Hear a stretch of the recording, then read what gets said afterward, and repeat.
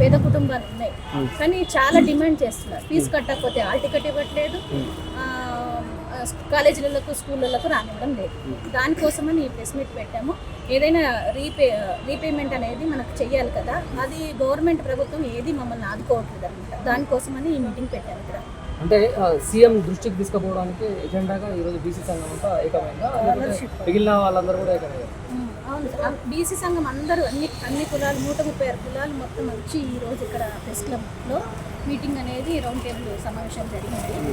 దానికోసము చాలామంది ప్రయత్నాలు చేస్తున్నారు. రేవంత్ రెడ్డి దగ్గరికి ప్రత్యేకంగా ఇది వినిపించాలనే ప్రెస్ వాళ్ళని అందరినీ కోరుకున్నాం మేము. అయినా మేము దేనికైనా అసెంబ్లీ ముట్టడికైనా మేము ప్రయత్నం చేస్తాం.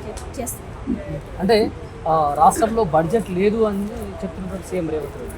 ఒకవైపు ఏమో గాంధీ స్టాచ్యూ కడతాను అని చెప్పేసి 5,000 కోట్లు అని చెప్పేసి చెప్తున్నారు. దీన్ని ఎలా చూడొచ్చు సార్? ఎందుకు లేదు సార్, బడ్జెట్ చాలా ఉంది, కానీ దేనికి ఉపయోగించాలి? ప్రజలు ఓట్ల ద్వారా గెలిచారు. ఇప్పుడు తను ప్రజలు ఓట్లు వేస్తేనే కదా గెలిచింది. వాళ్లకు ఏదైనా చేయడానికి ముందుకు రావాలి. ఎన్ని పథకాలు ఇచ్చారు? 6 పథకాలు 8 పథకాలు ఇచ్చారు. ఆ పథకాలలో ఒక్కటి కూడా హైదరాబాద్లో లేవు. ఊర్లలో కూడా ఫస్ట్ విడత సెకండ్ విడత అని పెట్టారు, కానీ అది కూడా సగంగా ఉంది. అసలు ఎక్కడ బడ్జెట్లో ఎవరికి పెడుతున్నారు? బడ్జెట్ లేదని చెప్తున్నారు. దేనికోసం పెడుతున్నారు? పనికిరాని విషయాల గురించి అన్ని బడ్జెట్ పెడుతున్నారు. పిల్లలకు విద్యార్థులకు పెట్టాలి. తర్వాత జాబ్స్ లేవు పిల్లలకి. రోడ్ల మీద 1,000 కోట్లు బీటెక్ చదివిన పిల్లలు చాలా మంది ఉన్నారు. అలాంటి వాళ్ళని ఆదుకుంటే మీ దాకా మీకు ఎంత బడ్జెట్ వస్తుంది?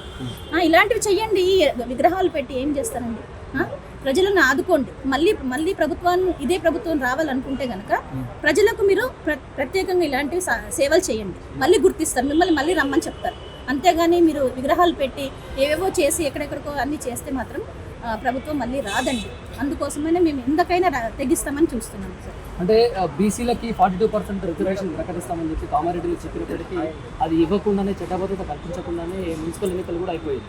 రేపు రానున్న రోజుల్లో ఎంపీటీసీ జెడ్పీటీసీ ఎన్నికలు కూడా జరుగుతుంది. మీ బీసీ సంఘం నాయకులు బీసీ సంఘంలో ఉన్నట్టు పనిచేస్తున్నారు. ఏం చేశారండి ఇంతవరకు అని అంటే? సార్ మేము చాలా ప్రయత్నం చేశాం సార్. మాకు కామారెడ్డి డిక్లరేషన్లో రాహుల్ గాంధీ గారు చెప్పినట్టు చేస్తారేమో అని 42 రిజర్వేషన్స్ కాంగ్రెస్ ప్రభుత్వం ఇచ్చింది. కానీ మనకు బీజేపీ ప్రభుత్వం అనేది సంతకం పెట్టాలి. గవర్నర్ సంతకం లెటర్ తీసుకెళ్తేనే సంతకం అవుతుంది.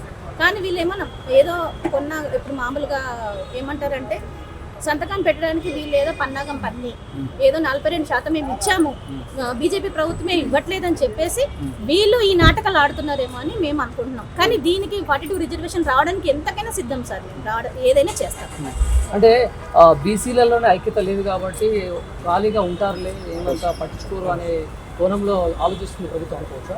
లేదు సార్, లేదు. అలా ఖాళీగా ఎందుకుంటారు సార్? మేము ఎన్ని ప్రెస్ మీట్లు పెట్టాము, ఎన్ని ధర్నాలు చేసాం. ఢిల్లీ నుంచి గల్లీ వరకు మేము ఎన్ని ధర్నాలు చేసాం సార్. ప్రభుత్వానికి అర్థం కావట్లేదు అంతే. ఏదో మీటింగ్ పెడుతున్నారు చేస్తున్నారు అనుకుంటున్నారు, కానీ మాది సత్తా ఏంటనేది బీసీ వాళ్ళందరూ కలిసికట్టుగా ఉంటే గనక ఈ ప్రభుత్వం దిగిపోవడం గ్యారంటీ సార్. రెడ్డి ప్రభుత్వమే వస్తుంది, బీసీ ప్రభుత్వం మాత్రం రావట్లేదు. దానికి ఎంతకైనా మేము చేస్తాం సార్.